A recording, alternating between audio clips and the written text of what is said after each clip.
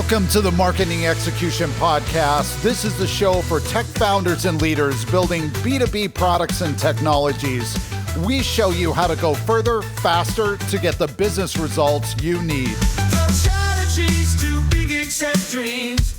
Catch the buzz and join the execution. Marketing Convo. I am so happy to have you as a listener of the Marketing Execution Podcast. Today, we're diving into strategies to scale effectively after achieving product market fit. First, with insights from Jason Cohen's Adjacency Matrix article, you'll discover actionable ways to expand your operations without losing momentum. Then, based on real-world experience, Tim and I talk about how enterprise tech companies optimize growth through strategic expansion. Pay attention to the conversation, and you'll understand how to evaluate new business channels, manage risks, and decisively choose the right expansion paths that align with your core strengths. Finally, drawing from my experience helping tech startups generate significant revenue, we look at the frameworks that foster sustainable growth. Expect to learn how to identify and leverage adjacent opportunities that match your company's existing capabilities, the steps to systematically evaluate new markets or products, and how to implement these strategies effectively, considering both the complexity and required resources. Stay tuned as the best strategies unfold throughout the conversation. Now, let's join the conversation. Hey, Mark, ever think about the right time to grow your business? All the time, Tim. It's a big question. Right, and that's why today on the Marketing Execution Podcast, we're diving into expansion after finding your product market fit. Exactly, Tim. First off, you got to know when to start expanding. It's crucial. So when's the right time? Well, you look at your growth. If you're maxing out your current markets and sales channels, it's time to think bigger. Makes sense. Push the boundaries only when you've hit your limits, right?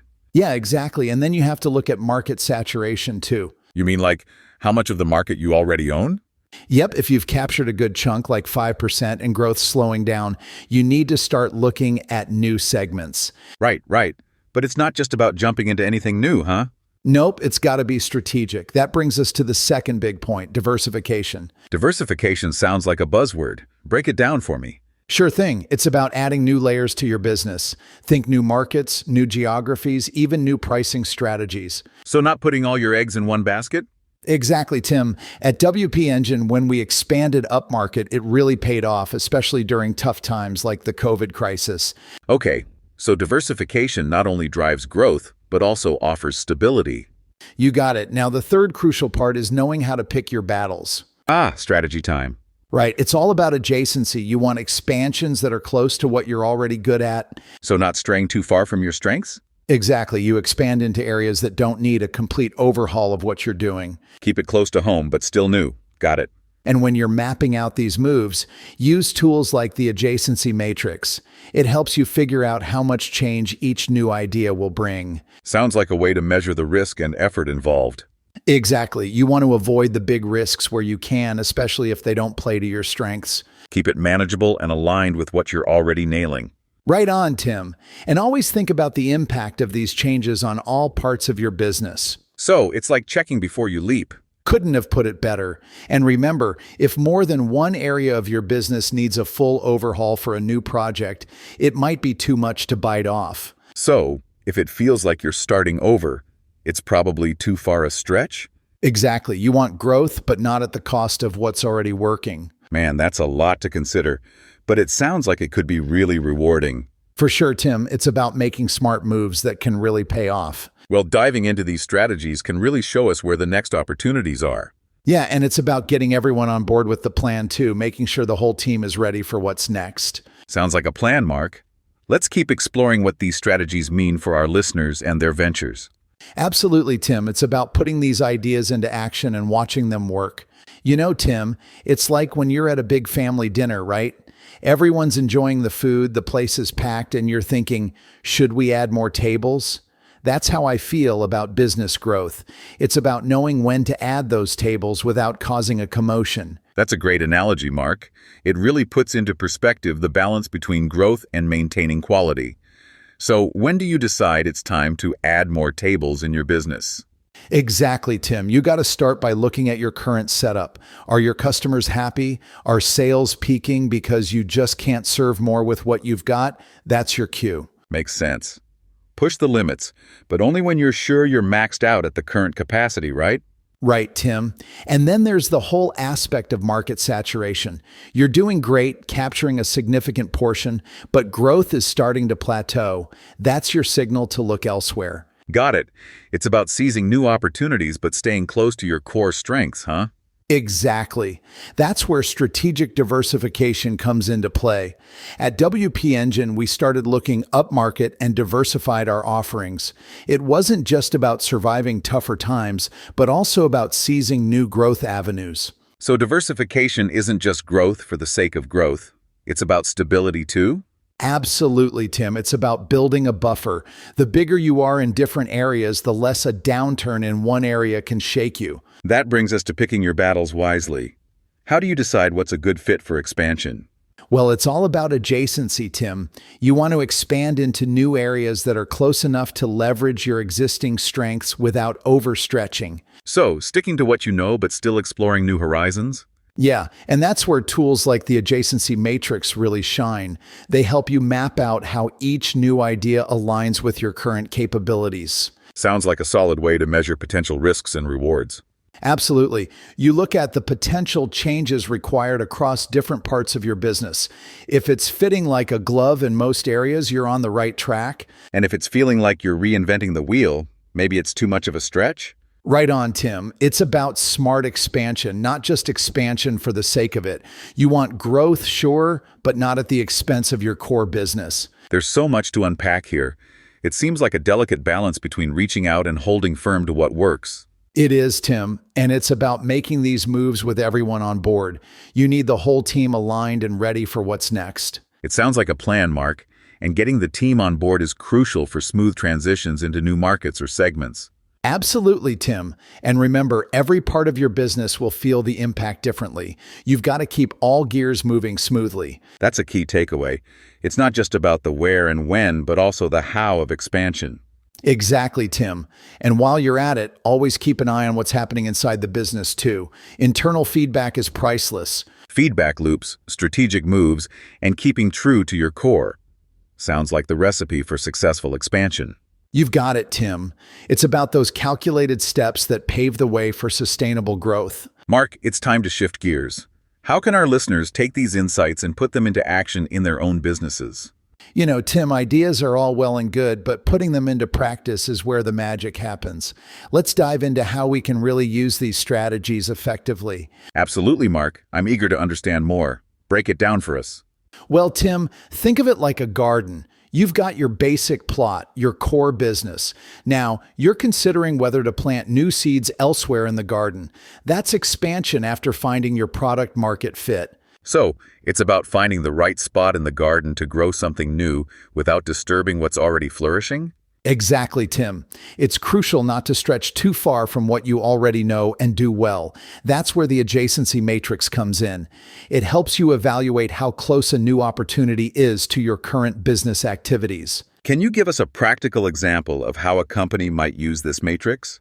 Sure thing, Tim. Let's take a tech company that's mastered selling software to small businesses. They're considering moving into the enterprise market.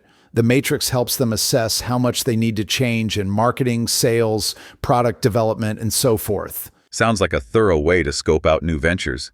What if the matrix shows that almost everything needs a major overhaul? That's a red flag, Tim. It means the move might be too risky or costly. The goal is to find opportunities that require minimal change, maximizing the use of existing strengths and resources. So, sticking close to your roots but still branching out? You got it, Tim. And when you do decide to branch out, it's all about timing and market signals, like if your current channels are maxed out or if you've captured a good chunk of your target market. Those are cues to explore adjacent opportunities. Makes sense, Mark. But how do you ensure the whole team is on board with these new directions? Great question, Tim. Communication is key. You need to explain not only the what and the why, but also the how. Using the matrix, you can show how the new strategy aligns with what the team is already good at, which helps in getting their buy-in. Sounds like a solid framework. But what about the risks involved? How do you handle those? Risk management is crucial, Tim. You start small, test the waters with a minimal viable product or service, monitor closely how it's received, and adapt quickly. Think of it as pruning a plant. You don't go all in until you know it can bear fruit. I like that, Mark. Start small, learn fast. What about companies looking to make bigger, bolder moves?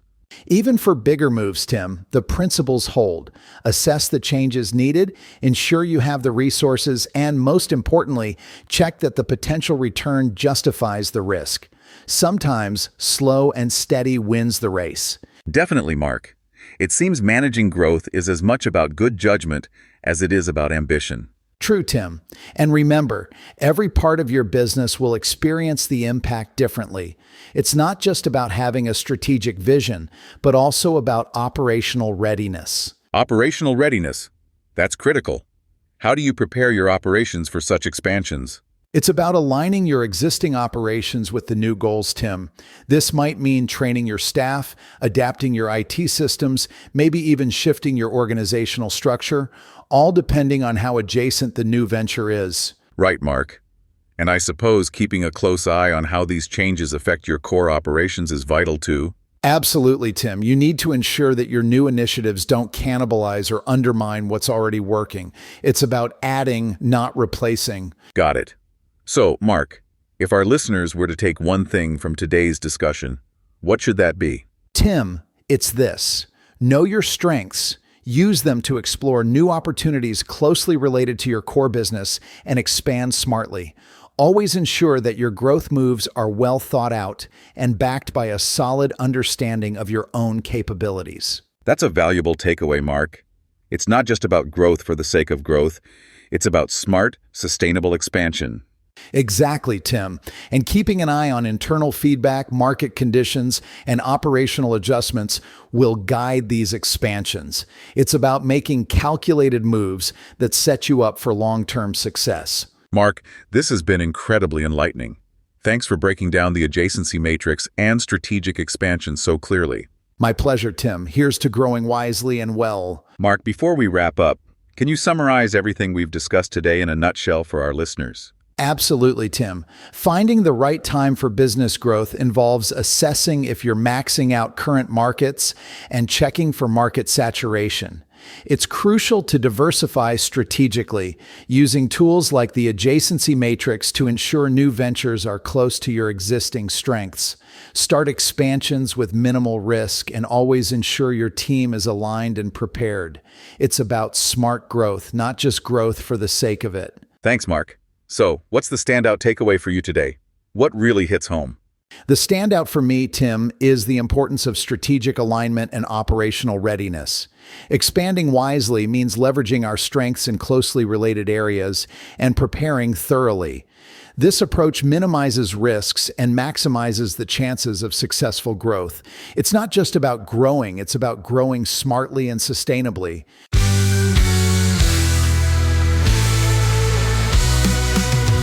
The Marketing Execution Podcast is produced by Growth Stage Marketing. We are on a mission to see your company reach wild success using marketing pods. Too big, accept dreams. Catch the buzz and join the execution.